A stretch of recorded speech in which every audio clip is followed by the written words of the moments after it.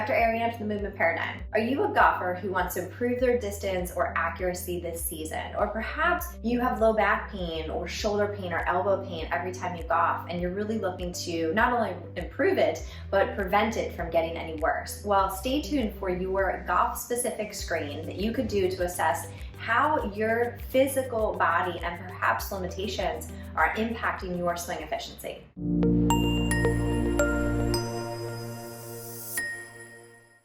Number one is your pelvic tilt test. So first and most important, at address position, we should be in a neutral spine.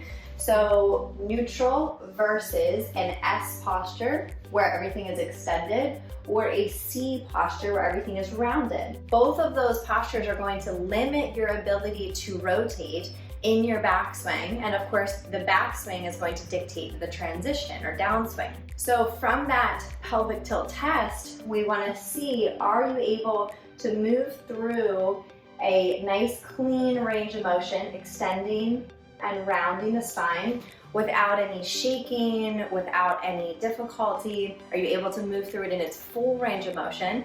That will be indicative of a positive test, in that we are looking for that for you to be able to do in your golf swing.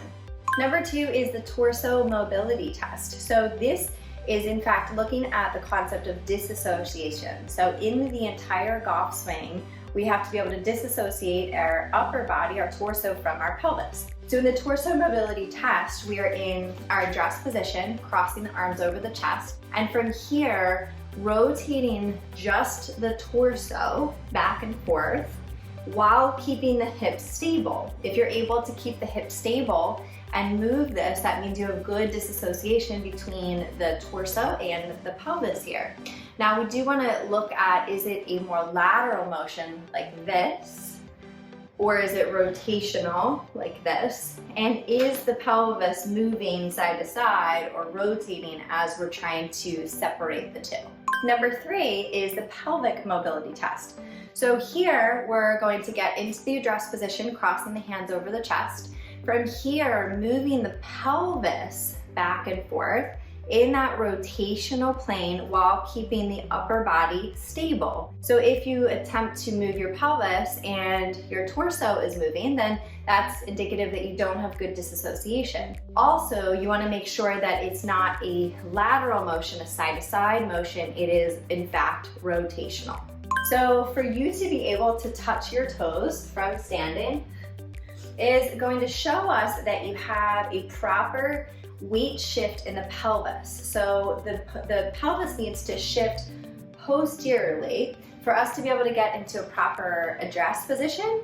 And think our address position is the foundation of our entire swing. So that is in fact where we need to be the whole time. And as you transition, you're starting from that hip hinge position, that deadlift position, staying there as you come through impact.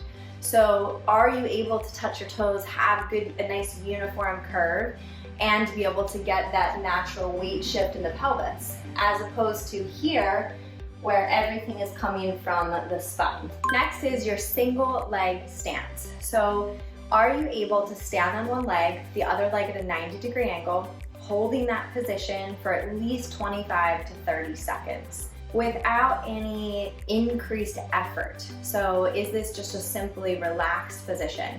If this is okay, then you can attempt to close your eyes. Why is this so important? Because in your golf swing, you are shifting your weight from one side to the other.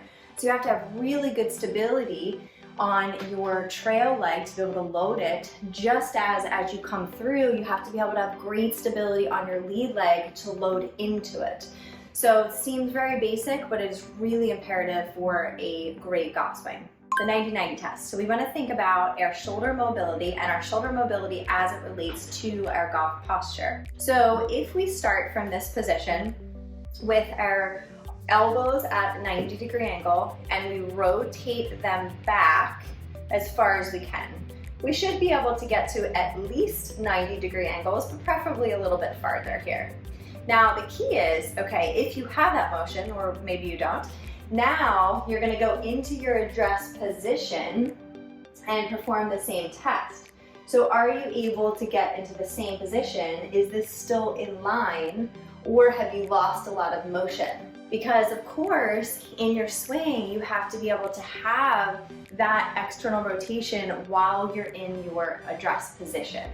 So really important to optimize shoulder mobility, and this is a great way to test it. Next is the seated thoracic rotation. So first you will grab your club and bring it right over your shoulders here. You're gonna start by rotating to the right,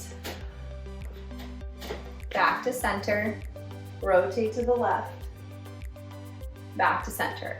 See if there's a restriction on either side. Now, you're going to take this and we're taking the shoulder blades out of the equation, which means you can't use them or compensate with them. Now we're gonna rotate to the right and rotate to the left. See if there's any asymmetry and are you able to get to about 45 degrees. Lastly is your total rotation. So having your feet together, arms to the side, rotating to the right. Are you able to get your shoulders in line? And that means you're able to get full hip rotation as well. Then moving to the left, you should be able to see the wall behind you. If someone was staring behind you, they should be able to see both shoulders. So that is going to be indicative of proper T-spine, cervical, ankle, as well as, of course, hip mobility.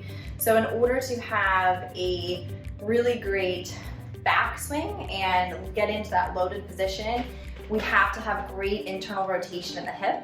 Just as when we come down through our downswing, we have to have great rotation here to be able to rotate into it. So really, really necessary. That's where we start to have people sway and slide because of compensations many times due to hip mobility. So there you have it, a great self-golf screen that you can do. You can also share it with your friends and family. And if this was helpful, give it a like. Please make sure to subscribe to our YouTube channel, The Movement Paradigm, for weekly tips on mindset, nutrition, and movement. And if you need help with your golf performance and rehabilitation, please reach out. Thank you.